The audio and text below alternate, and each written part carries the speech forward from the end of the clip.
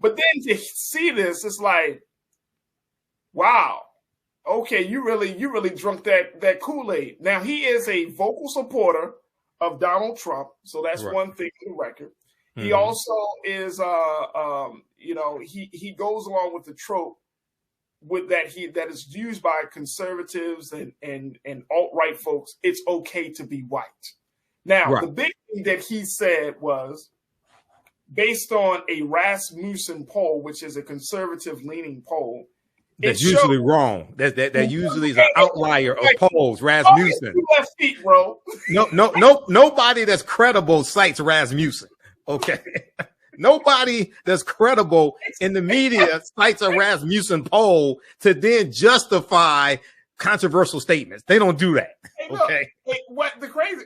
Fox News. Fox News. I've actually heard them. Fox News Network uses Rasmussen. Of course. Coup Plotter TV. Of course they use Rasmussen. But they're the #1 cable network too. So well, that shows you how many stupid ass people there are in America to watch Fox News. And then 74 million of them voted for the traitor in chief, Donald Trump. And then you just had a Fox News reporter say he wants to talk about the Dominion lawsuit against Fox News. He's been told by the higher ups of Fox News he can't talk about it. The $1.6 billion lawsuit by Dominion for all those lies Fox News, Coup Plotter TV told.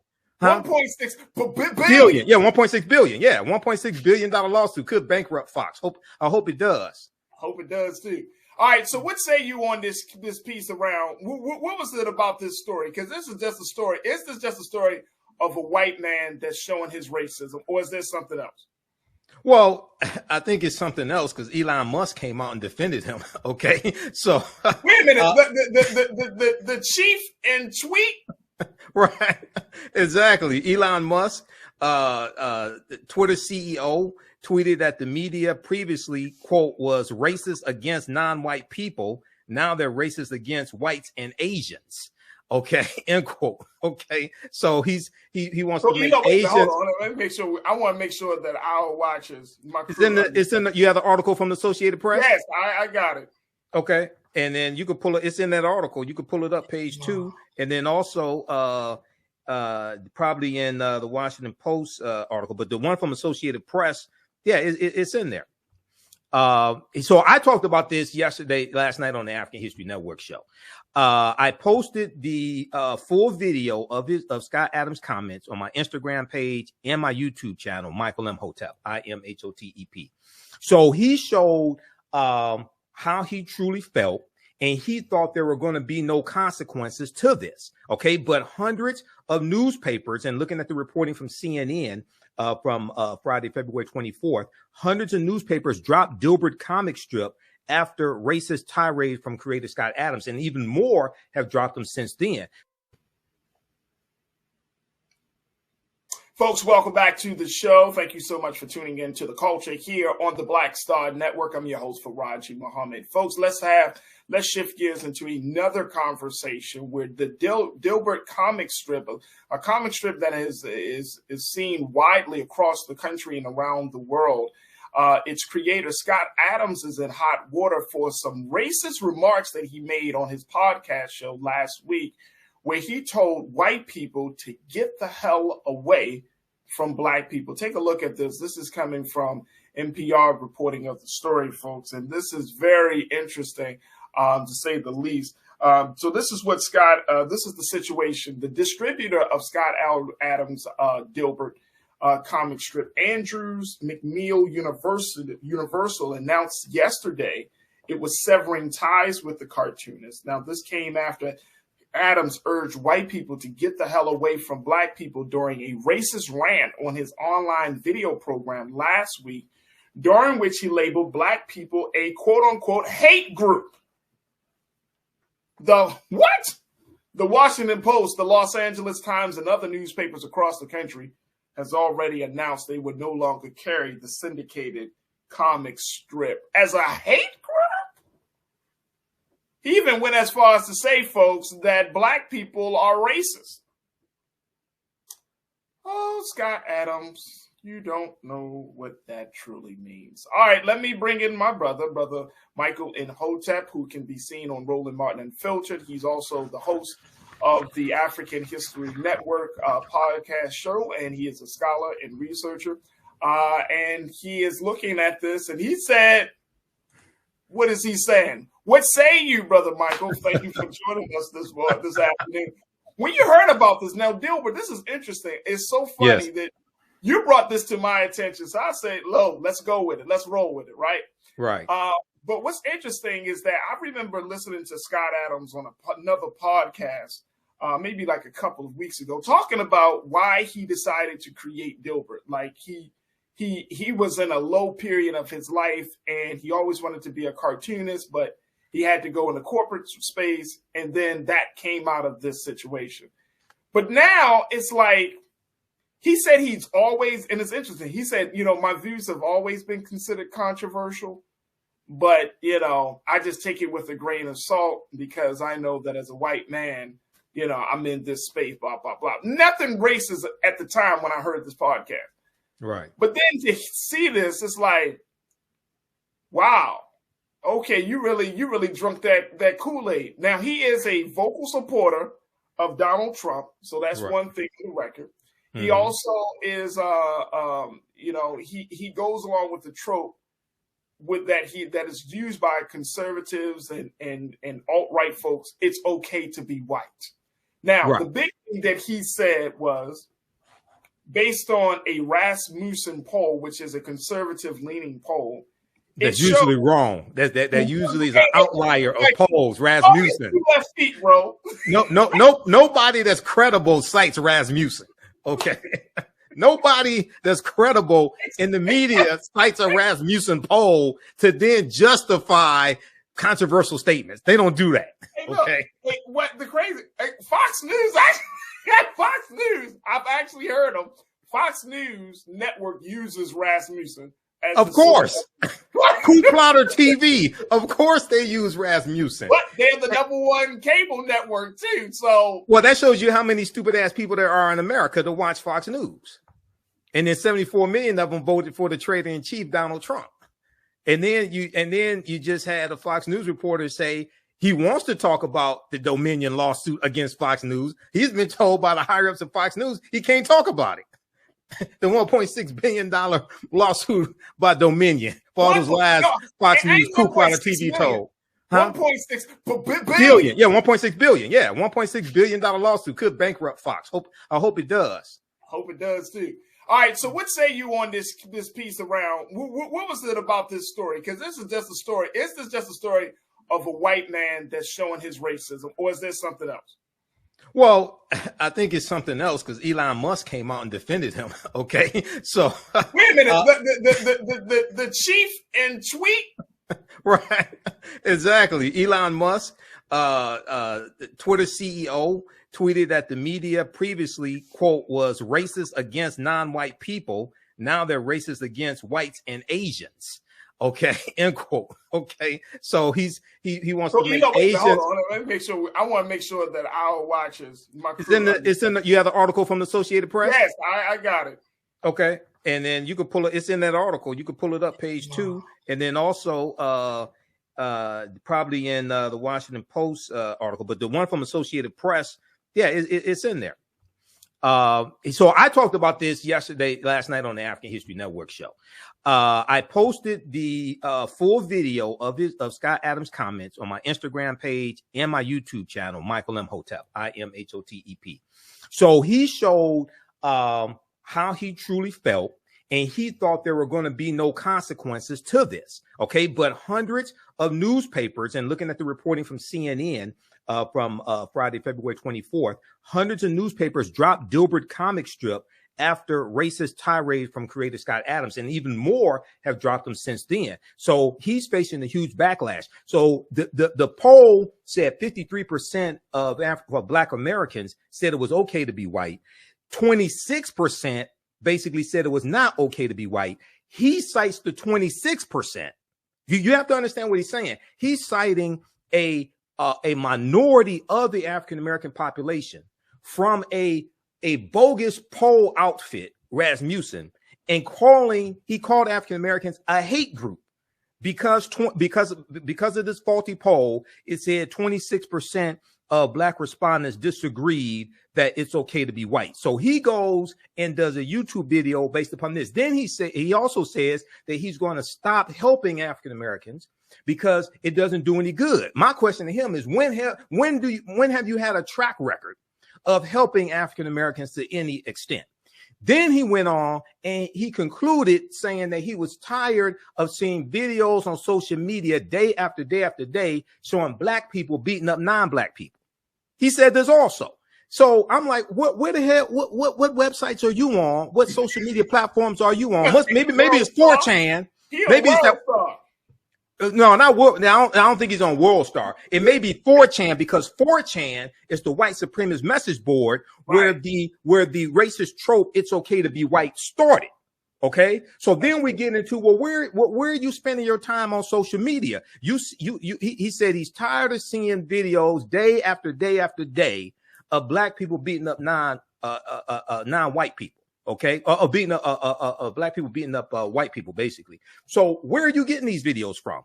So he has dug a hole for himself, and it's good that they took action and canceled his little comic strip. Okay, he should not. Now, maybe Donald Trump will give him a platform on Truth Social, probably so. And then Elon Musk is drawing backlash from his comments as well, but we know Elon Musk is a racist also, so we pretty much figured that out. I don't think a lot of people know that, and let me just say this: I don't think a lot of people know that, or they get too deep in it, or maybe we're in a state of denial about some things. But that's a different conversation. I think they're learning it based upon the changes he's made to Twitter and allowing what he calls free speech, but allowing racist language to take place, and they had a huge spike in using the N-word, and different things like this, different racist language after he took over Twitter. I think a lot of people are getting a rude awakening about Elon Musk. But let me just do this. We got a couple. Hey, Keenan, you got a little bit of this video of Scott Adams before we take our next pause. Let's play a little bit of what Scott Adams, the creator of Dilbert, had to say. Well, Rasmussen poll had a provocative little poll today. They said, do you agree or disagree with the statement, it's okay to be white? That was an actual question. Rasmussen asked, white and Black voters, and probably others, do you disagree or agree with the statement, it's okay to be white? 26% of Blacks said no. It's not okay to be white. 21% weren't sure. Add them together, that is 47% of Black respondents were not willing to say it's okay to be white. That's like a real poll. This just happened. Did you have any idea? Would you have imagined that could have happened? So I realized, as you know, I've been identifying as Black for a while, years now, because I like to be on the winning team, and I like to help. And I always thought, well, if you help the Black community, that's sort of the biggest lever. You can find the biggest benefit. So I thought, well, that's the hardest thing and the biggest benefit. So I'd like to focus a lot of my life resources in helping Black Americans. So much so that I started identifying as Black to just be on the team I was helping. But it turns out that nearly half of that team doesn't think I'm okay to be white, which is, of course, why I identified as Black, so I could be on the winning team for a while. But I have to say, this is the first political poll that ever changed my activities. I don't know that that's ever happened before. Normally you see a poll, you just look at it and you go, whatever. Oh, this is interesting what other people think. But as of today, I'm going to re-identify as white because I don't want to be a member of a hate group. I'd accidentally joined a hate group. So if nearly half of all Blacks are not okay with white people, according to this poll, not according to me, according to this poll, that's a hate group. That's a hate group. And I don't want to have anything to do with them. And I would say, based on the current way things are going, the best advice I would give to white people is to get the hell away from black people. Yeah. He's an idiot.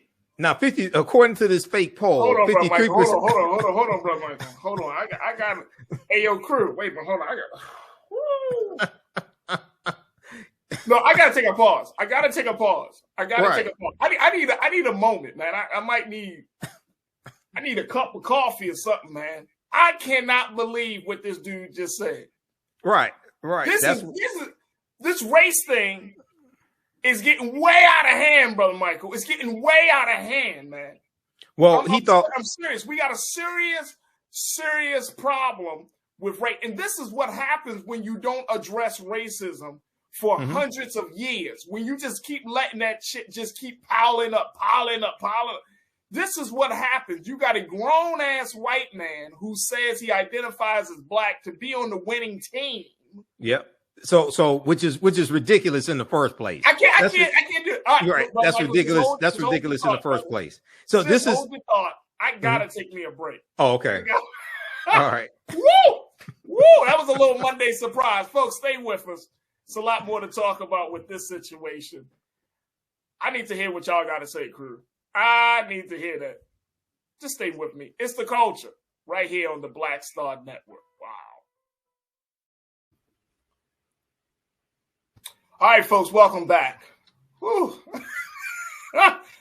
We've been talking about Dilbert creator Scott Adams and how he's under fire for some controversial remarks that he made about black people and white people, essentially calling black people a quote-unquote hate group and telling white people to run as far or to get the hell away from black people. Now, this comes out of a video program that he has where he referenced a Rasmussen poll that shows, that asks the question, is it okay to be white? Where he said that nearly half of black people, 26% who say no and 21% who said they don't know, nearly half of those black people that were polled says it's not okay to be white. And in turn, by him identifying himself as a black person,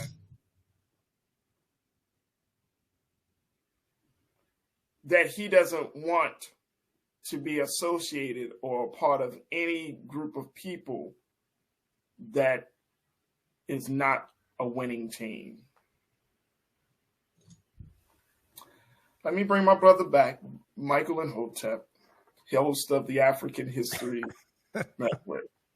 And look, I'm really, and you know, we can laugh and we can kind of like, what is going on? But the race question, Brother Michael, the race issue in this country, you know, when you see this, when you see racial dolezal, the race issue has gotten so bad in this country where we become delusional, that we become this other thing. Like we just.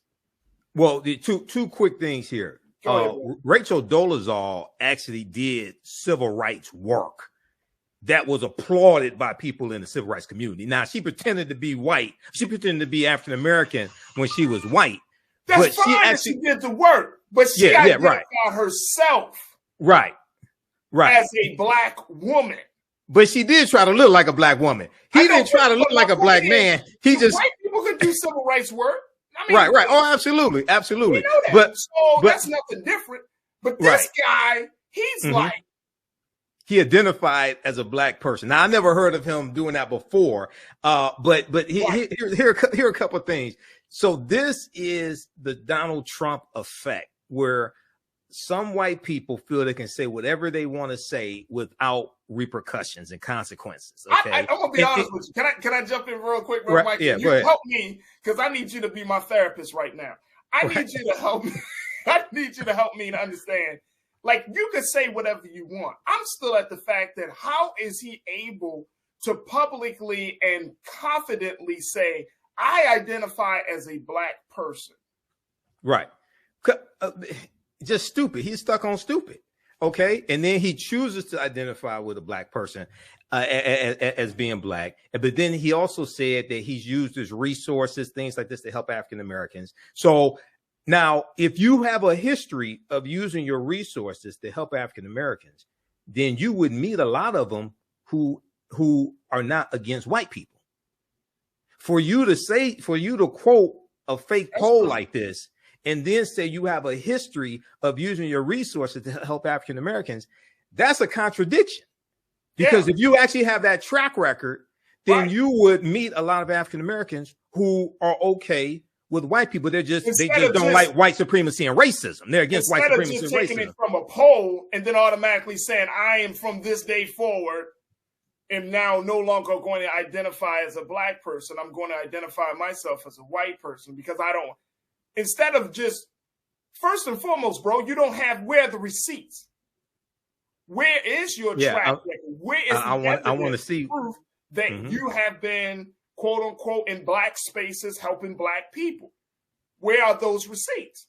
Second of all, like, why do you the thinking of, and this is really what I'm getting at, because the thinking that if I join them, I'm gonna help them, like I'm an asset to them. Well, you're a cartoonist. Well, it depends, you know. Workplace culture from a white man's perspective. Right.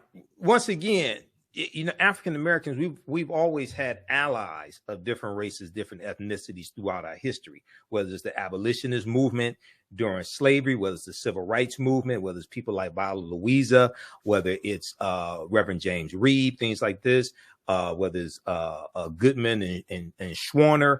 Even during the modern day civil rights movement, there were white allies in the modern day civil rights movement. When you look at the Black Power movement, you look at the Black Panthers working with the Brown Berets, you look at them working with radical white groups, things like this, because the Black Panther Party for Self-Defense, they were not against white people, they were against white supremacy and racism.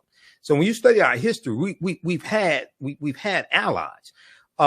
With him, I don't know what the track record is that he's citing. But the other thing is something that's important. I didn't get a chance to talk about this in the first segment. He said his advice to white people would be to get the hell away from black people. Okay. But now, partly I agree with him on that.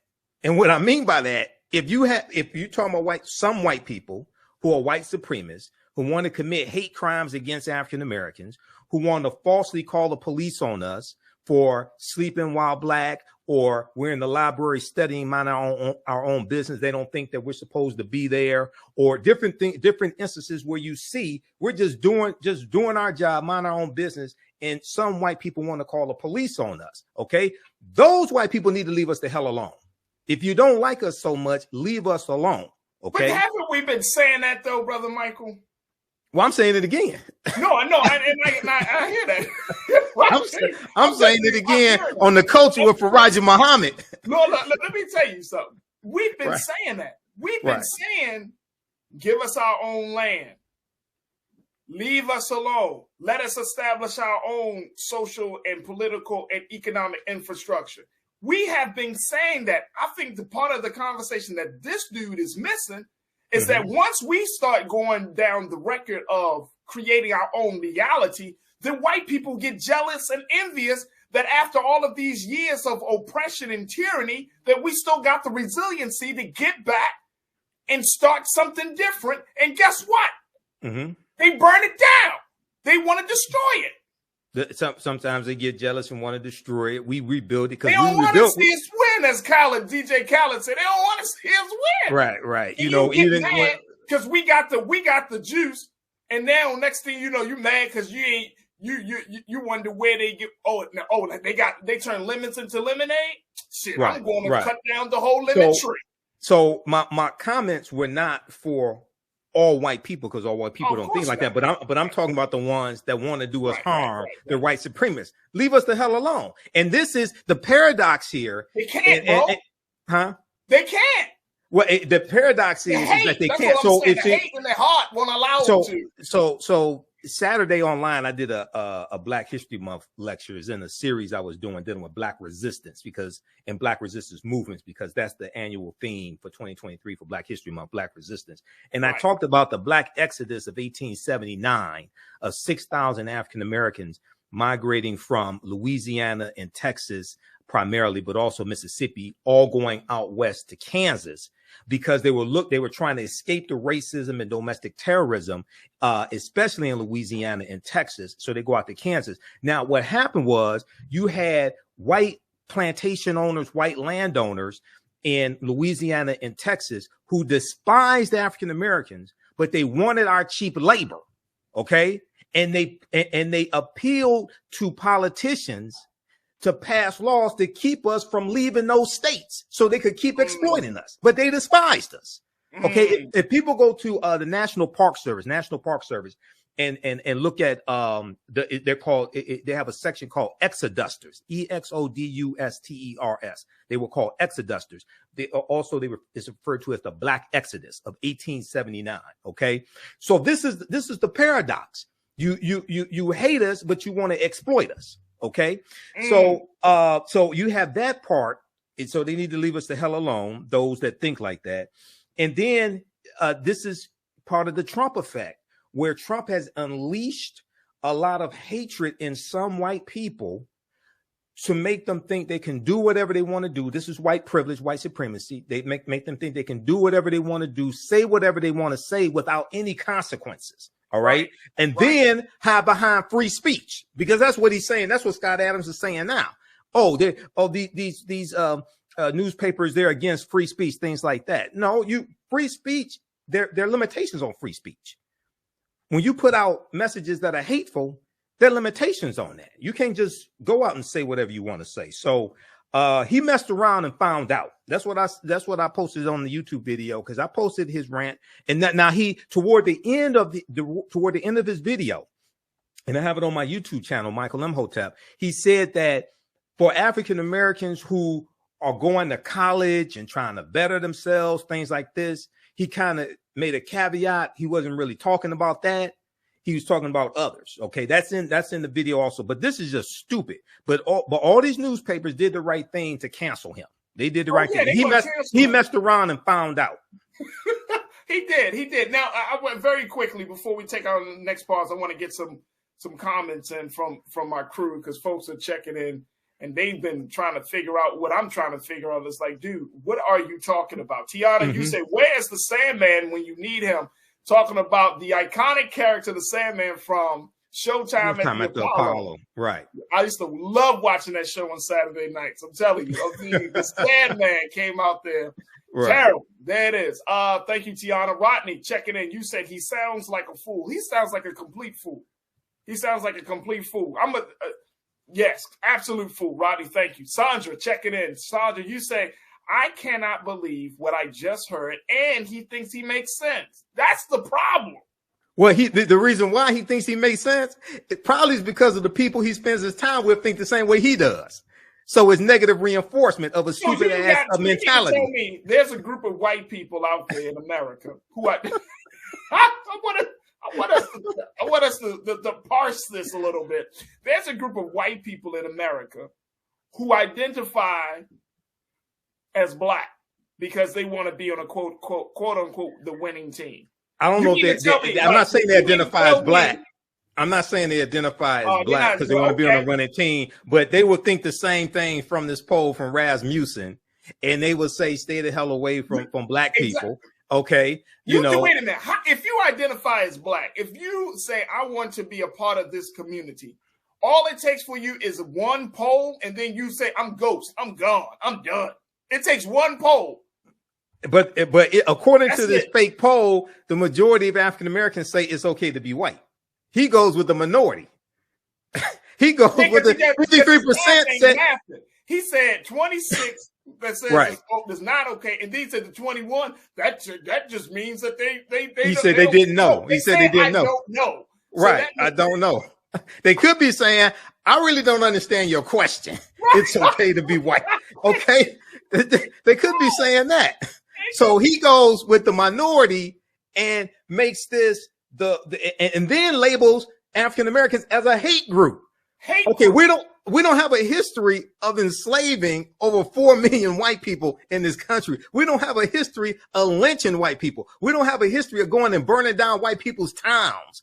Things like these of this nature. We don't have a history of creating systems that keep white people systemically oppressed. We don't have a history of creating of dressing up in white sheets and terrorizing black communities for years. We don't white have communities.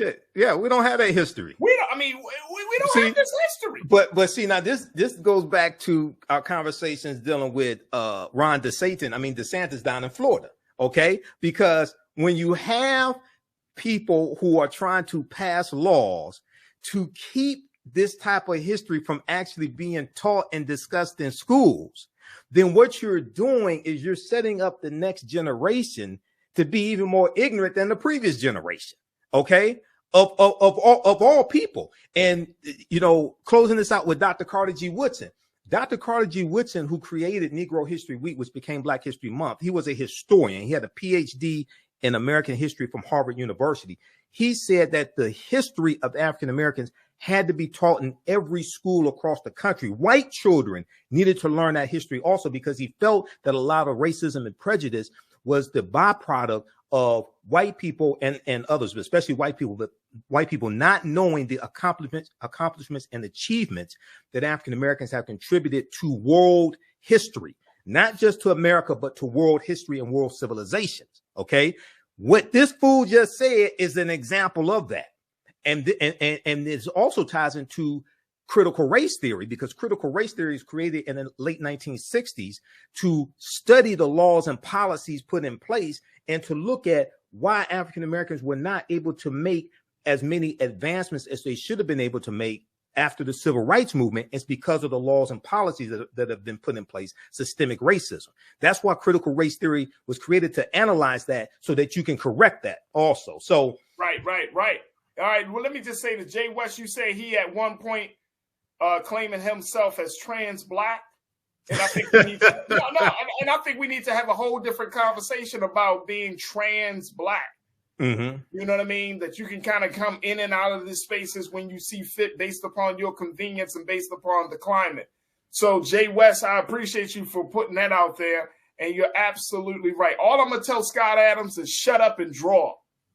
Shut up and draw. Nobody's gonna read it now. Draw, Scott Adams. I mean, maybe on the white supremacist social media platforms, things like this, but he's been dropped by hundreds of newspapers. They don't want to deal with at this point, all you're gonna do is now you can't. Well, you can draw all you want. Ain't nobody gonna read your pieces, and right, and justifiably so they shouldn't. Mm-hmm. All right, we got to take another pause. When we come forward, hey, Brother Michael, we're gonna hear from you about what's going on with Japanese Americans showing their support and standing in solidarity with Black people in this country around reparations. Really? Boy, race is tearing everybody into a different person. We'll have that conversation. And of course, with you, stay with us as the culture here on the Black Star Network. The sky's the limit. Look, we got a couple of seconds left. Talk to us about the work you're doing. Okay, visit our website, theafricanhistorynetwork.com. We had 2 new 12-week online courses that just started up this past weekend, the weekend before. Ancient Kemet, the Moors, and the Ma'afa, understanding the transatlantic slave trade, what they didn't teach you in school, on Saturday, 2 p.m. to 4 p.m. Eastern Standard Time. And then on Sunday, Black resistance movements, Haitian Revolution, the U.S. Civil War, the Civil Rights Movement, and Black Power Movement, 1800 to 1968. So register for both of those classes. We do the sessions live. All the sessions are archived and recorded. You can go back and watch it anytime. Even after the course is over with, you'll still have full access. You can watch it. And this information is PG-13. You can use this with your children as well. Register at our website, theafricanhistorynetwork.com. There it is, Brother Michael Imhotep. You can see him on Mondays here on The Culture. You can also check him out on Roland Martin Unfiltered. Yeah, on Fridays. And so we're so happy he's able to spend some of his time and most importantly, his brilliance with us. Thank you, Brother Michael. Oh, thank you, brother. Thank you, Farajii. Peace. Peace, brother. Hotep, everybody. Hey, this is Michael Imhotep, founder of the African History Network and host of the African History Network show. Some of you all saw me on Farajii Muhammad's show, The Culture, on Monday, February 27th. And we talked about Scott Adams, creator of the Dilbert comic strip, who is losing newspapers that carry his comic strip because of a racist tirade that he went on. And at the end of the show, I talked about 2 online courses that I teach on the weekend, 2 online history courses. So on Saturdays, I teach a 12-week online course called Ancient Kemet, the Moors, and the Ma'afa, Understanding the Transatlantic Slave Trade, what they didn't teach you in school. And this class just started up Saturday, March 4th, 2023. We have class number 3, and I teach this class 2 p.m. to 4 p.m. Eastern Standard Time. So we deal with thousands of years of history and what leads up to the transatlantic slave trade taking place. I do a PowerPoint presentation. We have book references, articles, video clips, and you'll never look at history the same way. When we study the transatlantic slave trade, we can't start studying our history in slavery. Even when we deal with the transatlantic slave trade, which is important to study, we can't start in 1619 or in the 1440s when the Portuguese get involved. We have to understand the history chronologically and deal with the 800-year occupation of Europe by the Africans known as the Moors, who enter into the Iberian Peninsula, today known as Spain and Portugal, from North Africa in 711 AD, and they take the teachings from ancient Kemet, ancient Egypt, into Europe. Now, and these teachings are going to bring Europe out of the Dark Ages. Now, this course not only deals with the transatlantic slave trade, but it also deals with thousands of years of history that leads up to the transatlantic slave trade taking place.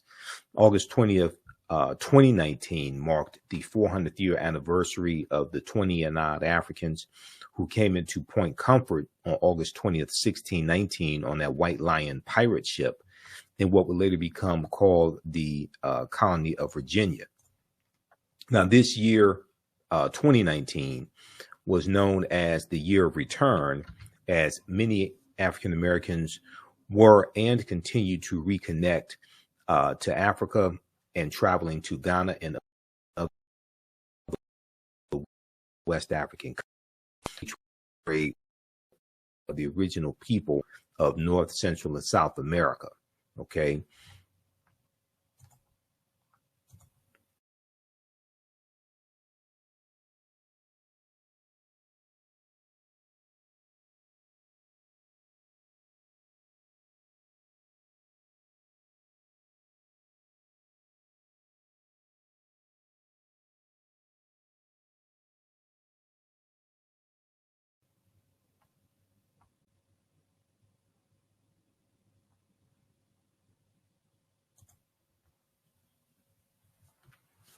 So this year was known as the year of return, 2019, as many African Americans were and continue to reconnect to Africa and traveling to Ghana and other West African countries.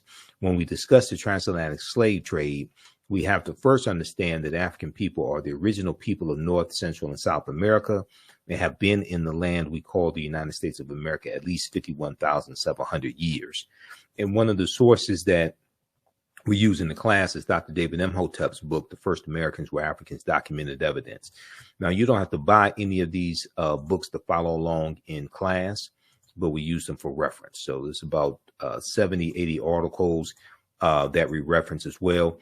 Visit our website, theafricanhistorynetwork.com, theafricanhistorynetwork.com. And we have the information right on the homepage of the website. 12-week online course, Ancient Kemet, the Moors, and the Ma'afa, Understanding the Transatlantic Slave Trade, what they didn't teach you in school. So this class is on sale, $80 right now. Our next class is Saturday, March 4th, 2023, 2 p.m. to 4 p.m. Eastern Standard Time. Click right here to register for the full course. So I do the sessions live. All the sessions are archived and recorded. Even after the 12-line course is over with, you can go back and watch the entire course as much as you want to. You'll have full access. All right.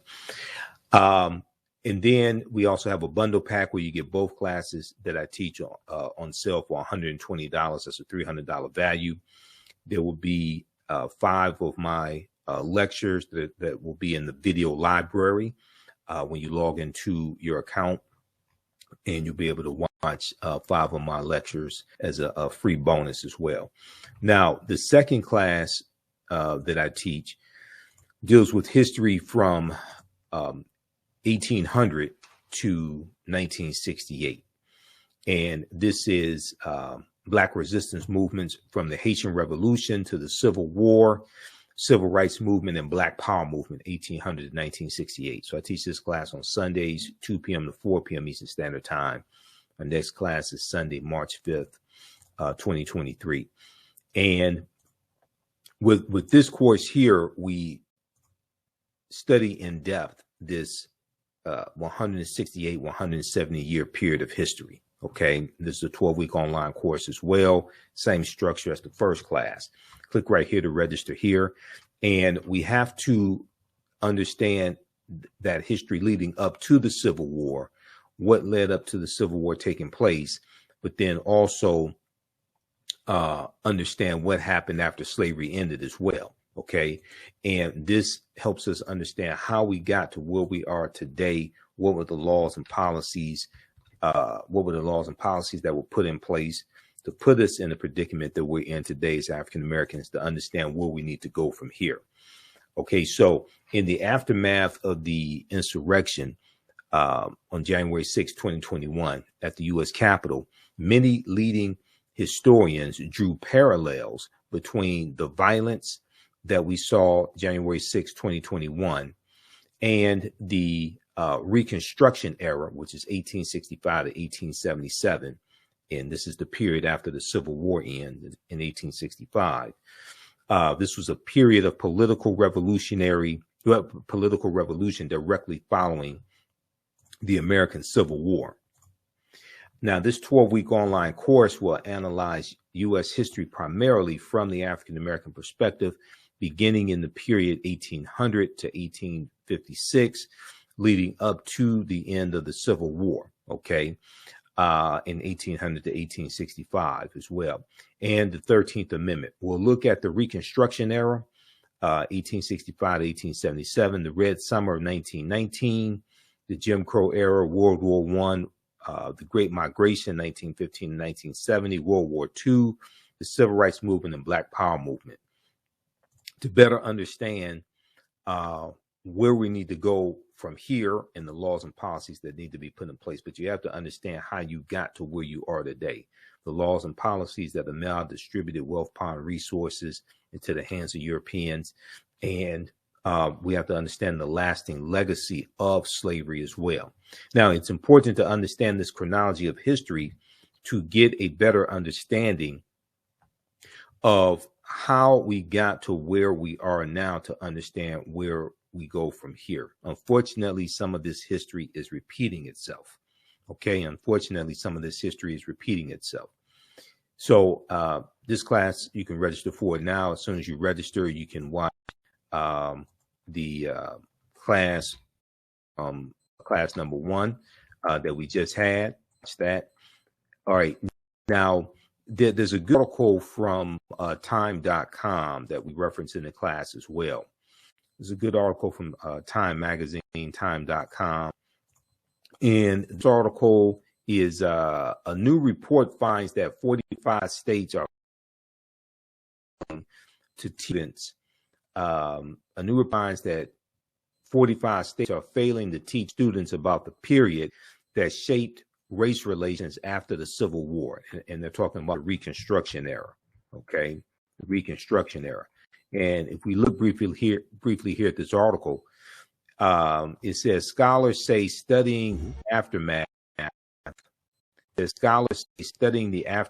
of the Civil War help context many of the most seminal events in the U.S. in recent years, from the brutal murder of George Floyd by police to the voter suppression laws enacted after Black voters played a big role in helping Joe Biden and Kamala Harris be elected president and vice president in 2020. But despite the timeliness of the era in today's climate, many students in American schools will not get a full education on Reconstruction until they go to college. Okay, many students in American school will not get a full education on Reconstruction until they go to college. Now the problem is most of them are not going to go to college, or a good portion of them are not going to go to college. All right. So that's why the content of this course is so important. And your understanding of politics is directly related to your understanding of history. And politics is the legal distribution of scarce wealth, power, resources, and the writing of laws, statutes, ordinances, amendments, and treaties, their adoption, interpretation, and enforcement. So coming out of this course, you'll have a much better understanding of how we got to where we are today, the laws and policies put in place, the laws and policies that need to be put in place to take us to where we need to go. Okay. So this is understanding where we go from here. All right. So visit our website, theafricanhistorynetwork.com, theafricanhistorynetwork.com. We have the information around the homepage of the website. Black resistance movements from the Haitian Revolution, the Civil War, the Civil Rights Movement, and the Black Power Movement. So we start in 1800. We look at the Louisiana Purchase of 1803 and the Haitian Revolution as well, 1791 to 1803, because those two events are related. And then we go through history chronologically, and we look at things like the Missouri Compromise of 1820, Texas winning its independence in 1836 from Mexico, Mexico winning its independence in 1821 from Spain, the Mexican-American War, 1846 to 1848, Treaty of Guadalupe Hidalgo, which ends the Mexican-American War, and the U.S., as a result of the Treaty of Guadalupe Hidalgo, is going to get the territory that makes up California, Arizona, New Mexico, Colorado, Utah, and Nevada. They're going to get all that from Mexico. Mexico loses about a third of their territory. We look at the Kansas-Nebraska Act of 1854, and we look at why the Civil War starts April 12, 1861. Then we go through and analyze the U.S. Civil War, Emancipation Proclamation, January 1st, 1863, which did not free the enslaved Africans. Ratification of the 13th Amendment, December 6, 1865. Reconstruction era, 1865-1877. Compromise of 1877, which ends Reconstruction, and Rutherford B. Hayes becomes president. And the Republicans make a backroom deal with the Democrats that if they let Rutherford B. Hayes become president, he'll remove the remaining Union troops out of the South from Florida and South Carolina, etc. And then you have the Jim Crow era, where the white supremacists are taking back control of all levels of government in the southern states. You have, so we studied the Jim Crow era, Plessy versus Ferguson, 1896, U.S. Supreme Court case, Mississippi State Convention of 1890, where they rewrite the state constitution and impose poll taxes and literacy tests in a state that had a majority African-American population, and the majority of the voters were African-American as well. So you go through this period where you see these southern states, these former Confederate states, rewriting their state constitutions. South Carolina, 1895, Mississippi, 1890, poll taxes being imposed in Florida in 1889. So we go through the Jim Crow era, Great Migration, 1915, 1970, 6 million African Americans migrating from the South up north and out west. World War I, 1914, 1918, World War II, 1939, 1945, Civil Rights Movement and Black Power Movement. Okay, to understand what happened to us after slavery ended and what leads up to the Civil War taking place, so we can understand how we got here today and understand history, law, politics, and economics, to understand where we go from here. So Black resistance movements from the Haitian Revolution to the U.S. Civil War, Civil Rights Movement, and Black Power Movement. Okay, so you register for that class right now at theafricanhistorynetwork.com, theafricanhistorynetwork.com. That's on sale, $80 as well. And we have the bundle pack where you get both classes for $120. For both classes, this information is PG-13, I would say, so you can use this with your children as well. And also to support the African History Network, you can support us, $, the AHN Show through Cash App, $, the AHN Show through Cash App, also through PayPal, paypal.me/the AHN Show. And we have it right on the homepage of our website as well. This helps us to keep doing the research, stay on the air, keep broadcasting, finance the African History Network show, pay some of the bills, etc. Okay. So we have a PayPal and Cash App information there also. All right. So hope to see you in class. Visit our website, theafricanhistorynetwork.com, theafricanhistorynetwork.com. Remember, right now, also for returning students, those who have paid for one of my online courses in the past, you get a 50% discount. Returning students, you get a 50% discount on our bundle pack. So email me at ahnshow@theafricanhistorynetwork.com, ahnshow@theafricanhistorynetwork.com. All right, and we'll get you taken care of. Right now, it's correct wrong behavior is not over till we win Wakanda forever. We'll talk to you next time. Peace.